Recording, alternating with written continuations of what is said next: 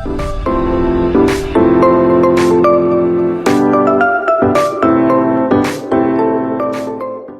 to 80% of the cases that we have been having about cancer have always been cases that have been identified at a late stage, that is the stage 3 or 4.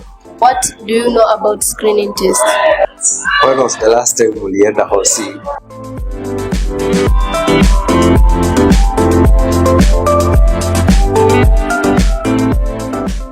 Hello guys, how are you? My name is Mwangi Mwaneki and welcome to the Mind and Mike podcast. And we usually come to you every Wednesday and Friday. And today we are back yet with another episode. It will be very informative and we'll also look at some of the things that affect our health. We are going to look at something we call screening. Screening is basically doing a test about your health and having your health status tested, and to get to understand whether you are positive of a certain disease or you are not. So today we first look at the statistics that have been there, and 70 to 80% of the cases that we have been having about cancer have always been cases that have been identified at a late stage, that is the stage 3 or 4. The discussion is not going to be mine alone. We are going to have these guests who are here. We are going to understand whether they go for screening, why they fear going for screening, or why they think Kenyans tend to fear going for screening. So I'm going to first introduce the co-host and then we are going to have the guests watajiintroduce tuendelee na the podcast. Welcome. Hello, my name is Stacy Chow. I'm the co-host. Stay tuned at our Mind and Mike podcast. Hello, I'm Andrew Boyer. I'm glad to be the part of this podcast. Hello, I'm Ngao. I'm happy to be part of this podcast. We're going to take the first question. Andrew, what can you tell people about screening test? In terms of what do you know about screening test? This is the checking of a disease before the symptoms of a certain disease, of that disease appears starts to manifest. Yeah. It's the checking of? It's the checking of it is done to check the symptoms. Oh. Yeah, before they appear. Okay. To Godidio, when was the last time ulienda hosi? You didn't go for ulikuwa mgonjwa. You didn't go to the hospital to see the doctor because you had a certain disease. When was the last time ulienda hospitali kukuwa checked whether uko na ama kuwa checked? Screening is all about a test to be sure about your health status. When did you go the last time? Msaidie microphone. Last time nilienda hosi kwa kitambo sana. 2021. 2021. Yeah. Na uko sure health status yako iko fit? Yeah, iko fit. Uko sure aje? Unajua siku hizi watu wanakaa and then the disease that you have inakuwa diagnosed when it is already too late. Nimekuambia hapa tukianza that 70% to 80% of the cases of cancer, and this is according to the Kenya National Bureau of Statistics. They say that 70 to 80% of the cases of cancer zinakuwa identified at stage 3 when it is already too late. So uko sure like uko sawa. Unajua cancer si kama HIV ati unaenda huko. Hiyo nayo. Niko fit. Unajiaminia? Mimi najiaminia. Yeah. All right. Why do you think watu huogopa? For example, wewe umesema mara ya mwisho ulikuwa hospitali was in 2021. Yeah. So why do you fear going to the hospital to first check yourself whether uko sawa? Utaenda huko upate uko positive. Lakini ukipata uko positive, uko in hospital, they'll prescribe medication for you. They'll enroll you to treatment. Why do you have to fear? You just have to fear it. Because hiyo kitu ukishapata results pengine utazastuka na affect kifulani. Okay. To Andrew, the same question. When was the last time ulienda hospitali kuangaliwa for a checkup, normal checkup? I have never gone for to hospital for a checkup. Yeah. And when was the last time you go hospitali? Just recently, although they didn't treat me. Yeah. So ulikuwa matembezi? No. They requested for a high amount of money. And I was not ready to offer that amount. So I decided to go back with my sickness, with my disease. Also, you had gone for a checkup. Yeah. And they charged you a higher amount. Yeah. So your reason is that ulienda kwa hospitali and they charged so high. Yeah. So that is one of the reason, I guess. Pia kwa watu wengine na affect you. Yeah, you cannot charge someone like me for an only checkup 2,000. No. Why charge 2,000 and it's just a checkup, normal checkup? Yeah. Okay, so do you think that the government should chip in or should come to the aid of people so that they can get screened? For example, a disease like cancer, the percentage is very high. 70 to 80% is a very huge number. If that means that only one person among this podcast, this panel, is not positive on cancer at a very advanced stage. We get so maybe one of 70% means almost all of us have it. So what do you think the government should do so that it can make sure everyone goes for screening at an early age or at an early stage so that they can be able to manage this disease right from the beginning? Okay, the government has already done something because I don't think some of the checkups in hospital, like for example, cancer, tuberculosis, the checkups are done free. Yeah, they are free of charge. I think so. Yeah, those screening so they have just taken an action of making sure even a person who is coming from a lower background is able to go for a checkup and know the status of himself or herself. Yeah. So they have done something incredible in terms of health, of just making sure that the screening or the checkups are done for free. Yeah, some of them. Okay. Stacey, you can ask the second question. In Kodidio, how can you advise a person who wants to go for a checkup? My advice is, ukiendea hiyo checkup, just be ready for the results zenye zitatoka. Yeah. So they should be ready for anything, either positive or negative. And to Andrew, what are the importance of the checkup? Okay, the checkup usually reduce the cost of the cost which you are supposed to use when you go for a treatment of a certain disease. The moment you have gone for a checkup, you usually reduce or you stop the disease at some point.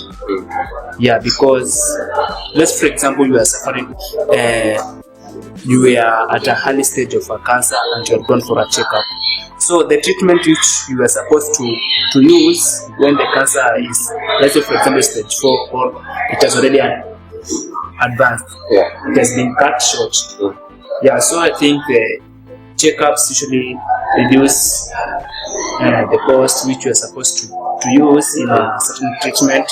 Again, it sharpens the community when it comes to the checkups. A certain person is able to know that when I go for a checkup, this thing will stop, or this thing, doctors will be able to detect something in my body and they will interfere with it. So it's something which the community is, which is shaping the community. In fact, again, I think the checkups also they do what I think those are really things which I'm able to remember, although there are many. Yeah. There are disadvantages of the checkup. Yeah, everything has disadvantages. Although, let's say for example, you might cause something which is called stigma to the person. So the moment you have known that you have a cancer at a first stage, yes, you won't do something, but you'll be having that fear that it might grow and grow and grow. In future, I might die very early without even accomplishing my dreams or my goals. Again, it might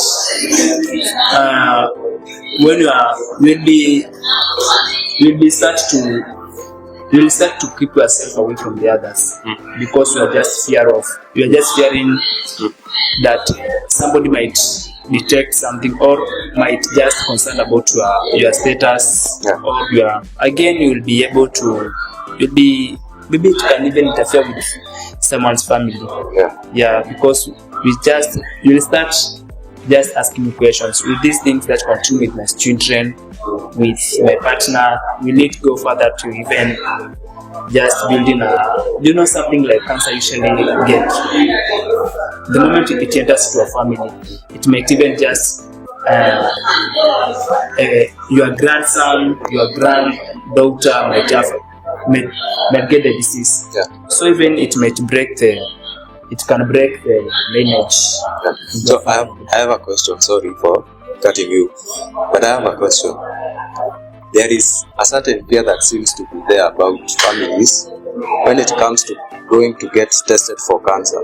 You hear someone saying, if I get tested and get cancer, do not even bother about me. Maybe if it is at a late stage or even at a first stage, they think that it is going to be expensive. What do you think the government should do so that people can stop fearing being screened, and if they get cancer, that they are going to be treated without bothering their families as it seems to be? Because we all see that suffering about a family. They try to raise a lot of money, sell their properties, do all they can so that they can save their kin. What do you think we should do, or the government should do, to just help deal with this disaster of cancer? Okay, the only thing that the government must do is to make the cancer treatment free. Only that. Because the moment someone gets cancer, even if it is at the early stage, you will have to spend more. By selling your land, by selling everything you have, spending the money which you have been saving all the way. So the only thing which they can just make it easier and people to go for those screening, for those treatment, is just making the cancer treatment free of charge. So another question, I think almost the last one, but maybe Stacy Akonaga atauliza, what do you think we can do so that we can have, because it is not only we have specified cancer, but it is not the only disease that is taking people at a late stage. We have tuberculosis and other congenital diseases. They are following at a very close, over 60% of those cases are detected at a or diagnosed at a very late stage. Over 60% of them, the congenital and tuberculosis. How will you encourage people out there so that they can be able to come out and have, so that they can be tested and get to know about that disease early enough and it can get treated? Okay, this can be done by creating awareness. Just go out there and try to make people understand the importance of this thing. Because the moment someone understands this and that, it will be easier for them to go for those checkups, because they won't fear anything, because they have already known this thing and that thing, and the way they will be keeping themselves and the way they'll be trying to avoid these diseases. Okay, Stacy, do you have the last question? Is it important to inform relatives when you want to undergo the treatment or the checkup? At some point it is important, because maybe you might need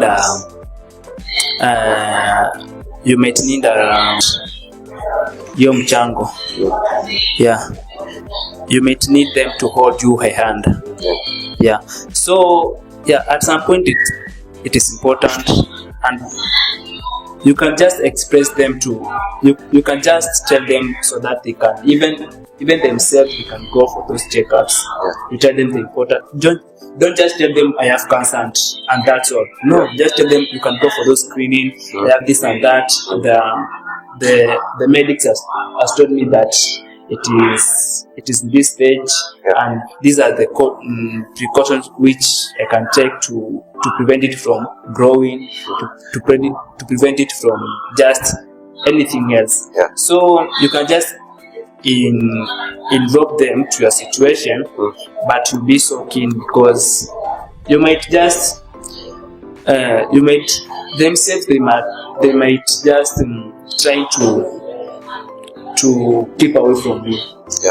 Because others they might think that you can spread it, although it's not possible.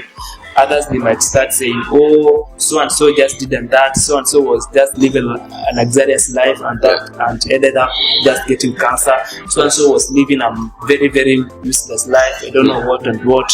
So you might do it, but you'll be so keen. And to Nkodidio, from the conversation that we have just had, do you think it is important for us, or will you encourage someone out there to go for the screening? I would like to encourage so that we can be aware of our status. Do you have any last words from anyone? Guys, you can go for those screenings. Nowadays they are done for free, by the way. If you go to an hospital and you ask a doctor to just do a screening for tuberculosis, they are done for free nowadays. Cancer screening, I think so.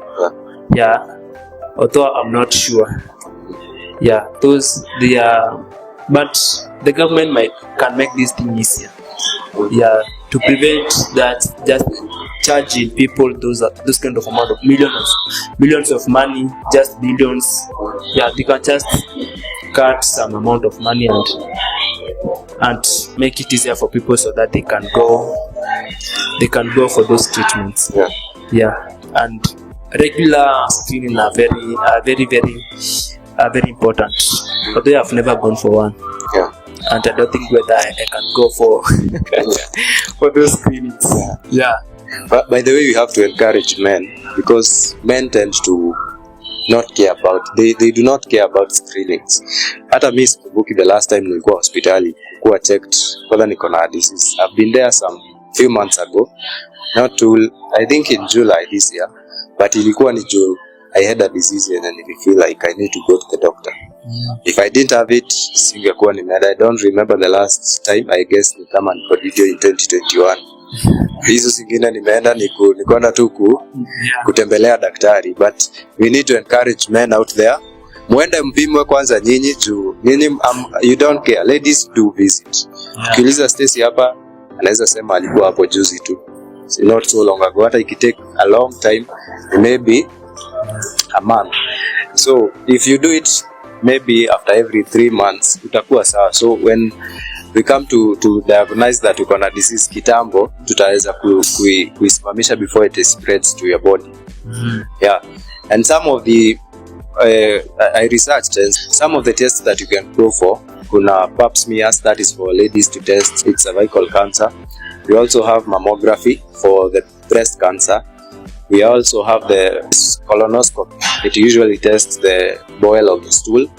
So if we go out there and start practicing screening so that our health can remain stable, the health status can remain stable, we are going to have a very healthy country, and we are going to be able to work. Because when one person dies because of, or is diagnosed, they have some cancer, or they have any other disease, that means that the workforce that has been produced reduces.